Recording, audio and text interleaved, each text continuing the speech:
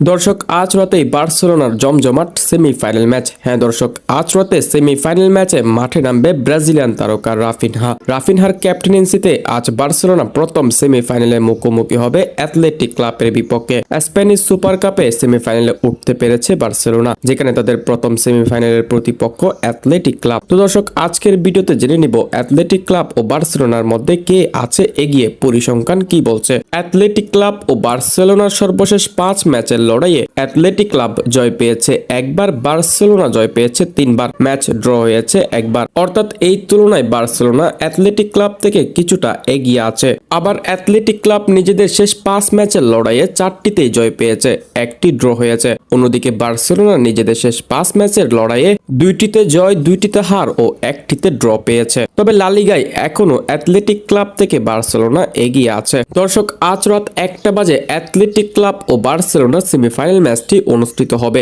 এই ম্যাচটির venue King Abdullah sports city. হ্যাঁ দর্শক, বার্সেলোনার সকল প্লেয়ার সহ রাফিনহাও এখন সৌদি আরবের জেদ্দায় পৌঁছে গেছে। হ্যাঁ দর্শক, সৌদি আরবের জেদ্দার মাঠ কিং আব্দুল্লাহ স্পোর্টস সিটি স্টেডিয়ামে এই ম্যাচটি অনুষ্ঠিত হবে। তো দর্শক, আজ রাতের প্রথম সেমিফাইনাল ম্যাচে কে জিতবে, অ্যাথলেটিক ক্লাব নাকি বার্সেলোনা? আপনার মন্তব্য জানিয়ে দিতে পারেন আমাদের কমেন্ট বক্সে।